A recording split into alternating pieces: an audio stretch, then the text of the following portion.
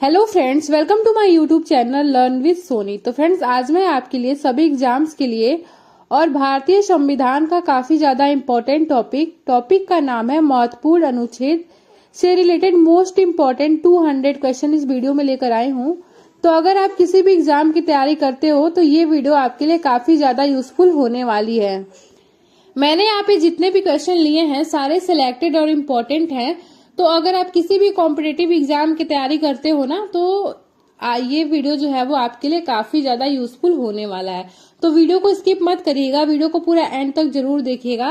और लास्ट में एक क्वेश्चन भी पूछा है मैंने आप सभी लोगों से, जिसका आंसर आपको कमेंट बॉक्स में बताना है। आपको बता दें, आज के वीडियो में हम लोग पार्ट 4 को डिस्कस करेंगे, ठीक है ना। पार्ट 1, पार्ट 2 और पार्ट 3 जिन्होंने भी अभी तक नहीं देखा है वो चैनल पर जाकर देख सकते हैं। अगर आपको नहीं मिलता है तो आप हमें कमेंट बॉक्स में बताइएगा, मैं उसको प्लेलिस्ट में ऐड कर दूंगी, ठीक है ना। पार्ट 3 में हम लोगों ने 70 क्वेश्चन किए थे, पार्ट 1 में 25, पार्ट 2 में 25 और पार्ट 3 में भी 25, यानी कि टोटल जो है वो 75 क्वेश्चन हम लोग पढ़ चुके हैं। तो आज के इस वीडियो में हम लोग 76 नंबर क्वेश्चन से स्टार्ट करेंगे। तो चलिए देखते हैं क्वेश्चन को। भारत के संविधान का अनुच्छेद 300A किससे संबंधित है? तो किससे संबंधित है? तो इसका आपका राइट आंसर हो जाएगा संपत्ति का अधिकार, ठीक है ना। 300A जो है वो अनुच्छेद आपका संपत्ति के अधिकार से संबंधित है। तो आपका 76 नंबर क्वेश्चन का राइट आंसर हो जाएगा ऑप्शन नंबर ए। अगला क्वेश्चन है, भारत के संविधान का कौन सा अनुच्छेद केंद्रीय संसद या राज्य विधानसभाओं द्वारा बनाए गए कानूनों पर संवैधानिक प्रावधानों को प्राथमिकता देता है? तो वो कौन सा अनुच्छेद है? तो वो अनुच्छेद है आपका अनुच्छेद 13, ठीक है ना। अनुच्छेद 13 जो है वो आपका केंद्रीय संसद व राज्य विधानसभाओं द्वारा बनाए गए कानूनों पर जो है वो संवैधानिक प्रावधानों को प्राथमिकता देता है। तो 77 नंबर क्वेश्चन का आपका राइट आंसर हो जाएगा ऑप्शन नंबर बी। अगला क्वेश्चन है, यह प्रावधान की राष्ट्रपति की सिफारिश के अलावा कोई भी कर नहीं लगाने वाला विधेयक जो है वो विधायिका में पेश किया जा सकता है को भारत के संविधान के किस अनुच्छेद में शामिल किया गया है? तो वो कौन सा आपका अनुच्छेद है जो यह बताता है कि राष्ट्रपति की सिफारिश के अलावा जो है वो कोई भी कर नहीं लगाने वाला विधेयक विधायिका में पेश किया जा सकता है? तो वो कौन सा अनुच्छेद है जिसके अनुसार ये बात कही गई है? तो वो अनुच्छेद है आपका अनुच्छेद 117, ठीक है ना। अनुच्छेद 117 में यह बात कही गई है। तो आपका 78 नंबर क्वेश्चन का राइट आंसर हो जाएगा option number C. Next question है, भारतीय संविधान के संवैधानिक उपचारों के अधिकार में निम्नलिखित में से वर्गीकृत किया गया है? तो किस अनुच्छेद में किया गया है? तो वो अनुच्छेद है आपका अनुच्छेद 32 से लेकर 35 तक, ठीक है ना। अनुच्छेद 32 से लेकर 35 तक जो है वो आपका भारतीय संविधान के संवैधानिक उपचारों के अधिकार को वर्गीकृत किया गया है। तो आपका 79 नंबर क्वेश्चन का राइट आंसर हो जाएगा ऑप्शन नंबर डी। अगला क्वेश्चन है, किस अनुच्छेद के तहत राष्ट्रपति जेवी वीटो शक्ति का प्रयोग करता है? वेरी वेरी इंपॉर्टेंट क्वेश्चन है ये, बहुत बार एग्जाम में रिपीट हुआ है ये क्वेश्चन, तो आप इसको टिक लगा लीजिएगा। तो किस अनुच्छेद के तहत जो है वो आपका राष्ट्रपति जो है वो जेवी वीटो शक्ति का प्रयोग करता है? तो वो अनुच्छेद है आपका 111, ठीक है ना। अनुच्छेद 111 के तहत जो है वो राष्ट्रपति जो है वो कभी भी जेवी वीटो शक्ति का प्रयोग कर सकता है। तो आपका 80 नंबर क्वेश्चन का राइट आंसर हो जाएगा ऑप्शन नंबर ए। अगला क्वेश्चन है, किस अनुच्छेद के तहत राष्ट्रपति के विशेष अभिभाषण संबंधी प्रावधान दिया गया है? तो वो कौन सा अनुच्छेद है जिसके तहत जो है वो यह प्रावधान दिया गया है?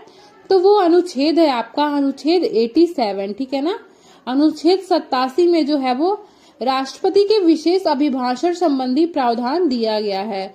तो आपका 81 नंबर क्वेश्चन का राइट आंसर हो जाएगा option number B. Next question है, भारतीय संविधान का कौन सा अनुच्छेद अनुसूचित जाति व अनुसूचित जनजाति को परिभाषित करता है? तो वो कौन सा अनुच्छेद है जिसके अनुसार जो है वो यह बात कही गई है? तो वो अनुच्छेद है आपका 366, यानी कि ऑप्शन नंबर सी, ठीक है ना। अनुच्छेद 366 में जो है वो यह है कि आपका जो अनुसूचित जाति है और अनुसूचित जनजाति है उसकी परिभाषा जो है वो दी गई है। तो आपका 82 नंबर क्वेश्चन का राइट आंसर हो जाएगा ऑप्शन नंबर सी। फ्रेंड्स, अगर आपको वीडियो की क्वालिटी, वीडियो का कंटेंट और अपनी सोनी मैम की मेहनत पसंद आ रही है तो प्लीज वीडियो को लाइक और चैनल को सब्सक्राइब भी कर दीजिए। आपके ऐसा करने से मैं काफी ज्यादा मोटिवेट होती हूँ। और आप कमेंट बॉक्स में ये भी बताइएगा कि आपको अगला वीडियो जो है वो किस टॉपिक पे चाहिए, मैं आपके लिए वो जरूर लेके आऊंगी। अगला क्वेश्चन है, राज्य के नीति निर्देशक सिद्धांतों के किस अनुच्छेद के तहत मातृत्व अवकाश पर एक कामकाजी महिला को नियोक्ता के सभी मातृत्व लाभ प्राप्त होने चाहिए? तो ये किस अनुच्छेद में कहा गया है? तो वो अनुच्छेद है आपका 42, ठीक है ना। अनुच्छेद 42 में कहा गया है कि जो मातृत्व अवकाश पर जो है वो एक कामकाजी महिला को जो है वो नियोक्ता से सभी मातृत्व का जो लाभ है उसको प्राप्त होना ही चाहिए।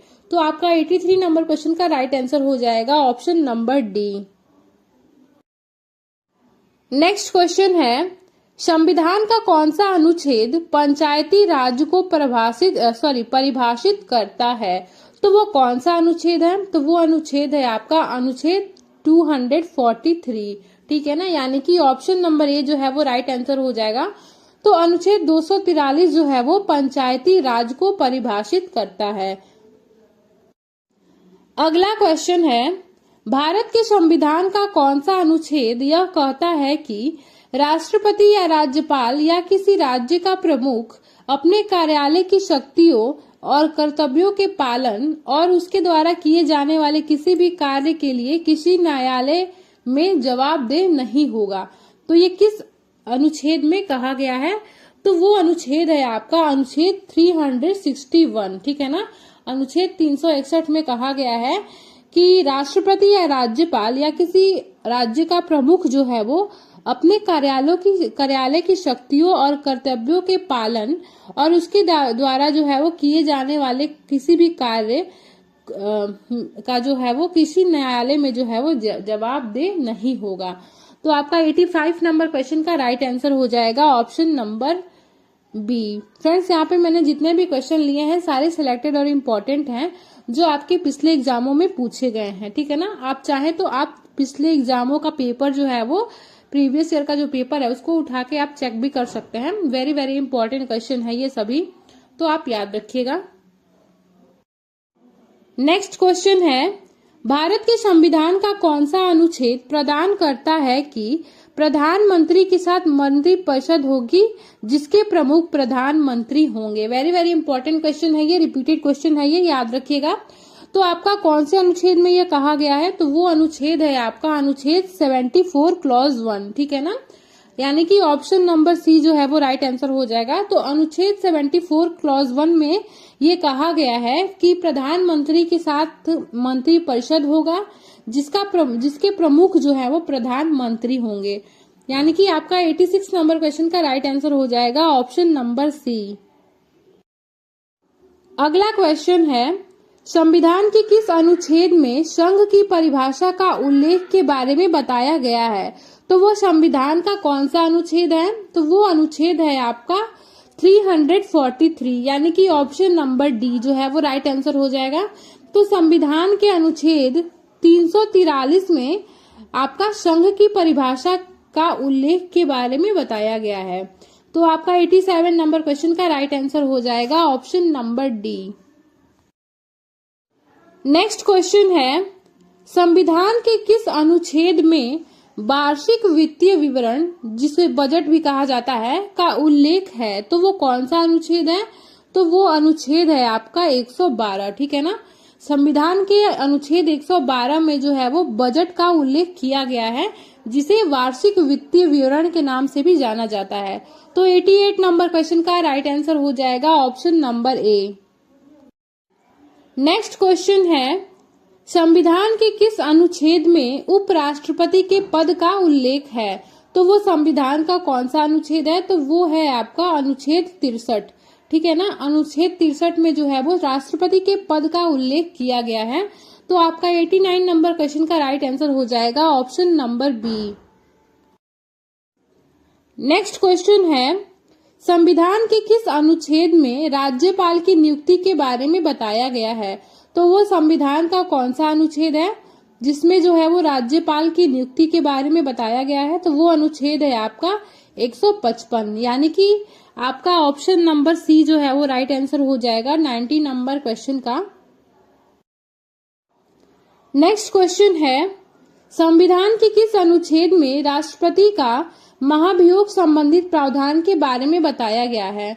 तो वो कौन सा अनुच्छेद है? तो वो अनुच्छेद है आपका अनुच्छेद 61, ठीक है ना। अनुच्छेद 61 में है, 1 में जो है वो आपका राष्ट्रपति पर जो है वो महाभियोग संबंधित प्रावधान के बारे में दर्शाया गया है। तो 91 नंबर क्वेश्चन का आपका राइट आंसर हो जाएगा ऑप्शन नंबर डी।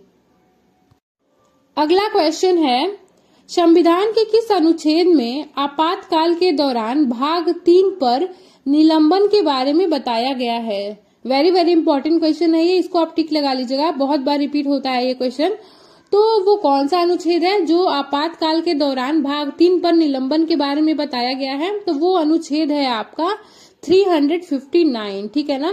अनुच्छेद 359 में जो है वो आपका आपातकाल के दौरान भाग 3 पर निलंबन के बारे में बताया गया है, यानी कि आपका 92 नंबर क्वेश्चन का राइट आंसर हो जाएगा ऑप्शन नंबर ए। अगला क्वेश्चन है, भारतीय संविधान का कौन सा अनुच्छेद भारत की द्विसदनी संसद का प्रावधान संसद का गठन करता है? तो वो कौन सा अनुच्छेद है जो संसद का गठन करता है? तो वो अनुच्छेद है आपका अनुच्छेद 79। वेरी वेरी इंपॉर्टेंट है ये। तो आपका अनुच्छेद 79 जो है वो संसद का गठन करता है। तो 93 नंबर क्वेश्चन का राइट आंसर हो जाएगा option number B. Next question है, भारतीय संविधान के किस अनुच्छेद में राज्यसभा का उल्लेख है? तो वो संविधान का कौन सा अनुच्छेद है जिसमें जो है वो राज्यसभा का उल्लेख किया गया है? तो वो अनुच्छेद है आपका 80, ठीक है ना। अनुच्छेद 80 में जो है वो राज्यसभा का उल्लेख किया गया है। तो आपका 94 नंबर क्वेश्चन का राइट आंसर हो जाएगा ऑप्शन नंबर सी। अगला क्वेश्चन है, भारतीय संविधान के किस अनुच्छेद में लोकसभा का उल्लेख है? तो वो कौन सा अनुच्छेद है? तो अभी मैंने आपको बताया कि राज्यसभा का उल्लेख जो है वो अनुच्छेद 80 में है, और आपको बता दें कि लोकसभा का उल्लेख जो है वो अनुच्छेद 81 में है, ठीक है ना। 80 और 81 याद रखिएगा, दोनों क्वेश्चन जो है वो काफी ज्यादा इंपॉर्टेंट हैं, बार बार एग्जाम में पूछे जाते हैं। तो 80 जो है वो लोकसभा का उल्लेख करता है, और 81 जो है वो 80 जो है वो आपका राज्यसभा का उल्लेख करता है, और 81 आपका लोकसभा का उल्लेख करता है। तो याद रखिएगा आप। तो आपका 95 नंबर क्वेश्चन का राइट आंसर हो जाएगा option number D. Next question है, भारतीय संविधान के किस अनुच्छेद में राज्यपाल की अध्यादेश जारी करने की शक्ति के बारे में बताया गया है? तो वो कौन सा अनुच्छेद है?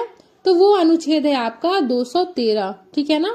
अनुच्छेद 213 में जो है वो राज्यपाल की अध्यादेश जारी करने की शक्ति के बारे में आपका बताया गया है। तो 96 नंबर क्वेश्चन का आपका राइट आंसर हो जाएगा option number A. Next question है, भारतीय संविधान के किस अनुच्छेद में नए राज्यों की स्थापना का प्रावधान है? तो वो कौन सा अनुच्छेद है जो नए राज्यों की स्थापना का प्रावधान करता है? तो वो अनुच्छेद है आपका अनुच्छेद 2, ठीक है ना। अनुच्छेद 2 में जो है वो नए राज्यों की स्थापना का प्रावधान दिया गया है। तो आपका 97 नंबर क्वेश्चन का राइट आंसर हो जाएगा ऑप्शन नंबर बी। अगला क्वेश्चन है, भारतीय संविधान के किस अनुच्छेद में राज्य की परिभाषा के बारे में बताया गया है? तो वो संविधान का कौन सा अनुच्छेद है? तो वो अनुच्छेद है आपका 12, ठीक है ना। अनुच्छेद 12 में जो है वो राज्य की परिभाषा के बारे में बताया गया है। तो आपका ऑप्शन नंबर सी जो है वो राइट आंसर हो जाएगा 98 नंबर क्वेश्चन का। अगला क्वेश्चन है, भारत के मूल संविधान में कितने अनुच्छेद थे? तो कितने अनुच्छेद थे मूल संविधान में भारत के? तो वो थे आपके 395, ठीक है ना। और कितने आपके भाग थे? तो 22 भाग थे। अनुसूचियां कितनी थी? तो 18 अनुसूचियां थी, ठीक है ना। ये तीनों पॉइंट जो है वो आप याद रखिएगा। क्या क्या? आपका अनुच्छेद, भाग और अनुसूचियां, ये तीनों जो है वो तीनों में से कोई एक तो आपका एग्जाम में पूछना ही पूछना है। तो ये तीनों आप याद रखिएगा। कितने थे? तो आपका 395 अनुच्छेद थे, 22 भाग थे और 18 अनुसूचियां थी। ठीक है ना।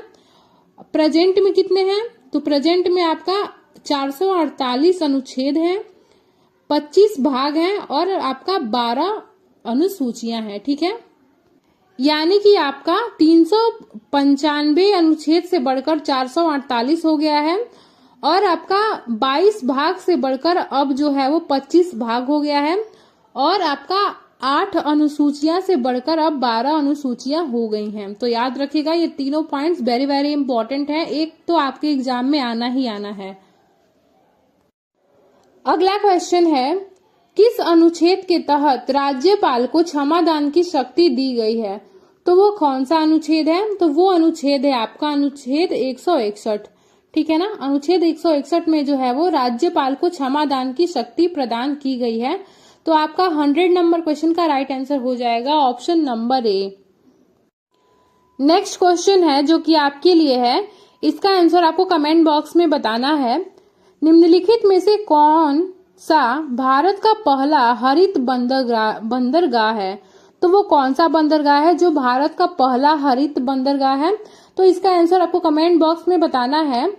ठीक है ना। आपके ऑप्शन ए है पारादीप बंदरगाह, ऑप्शन बी है हल्दिया बंदरगाह, ऑप्शन सी है मुंबई बंदरगाह और ऑप्शन डी है कोलकाता बंदरगाह। तो इस क्वेश्चन का आंसर आपको कमेंट बॉक्स में बताना है क्योंकि ये क्वेश्चन आपके लिए ही था। सो फ्रेंड्स, आज के वीडियो में बस इतना ही। अगर आपको वीडियो की क्वालिटी, वीडियो का कंटेंट और अपने सोनी मैम की मेहनत पसंद आई हो तो प्लीज वीडियो को लाइक और चैनल को सब्सक्राइब जरूर कर लीजिएगा और साथ ही बेल आइकन को दबा दीजिए ताकि आने वाले अगले वीडियो का जो नोटिफिकेशन है वो सबसे पहले आप तक पहुंच पाए। तो फिर कल मिलते हैं एक नए वीडियो के साथ। तब तक के लिए बाय।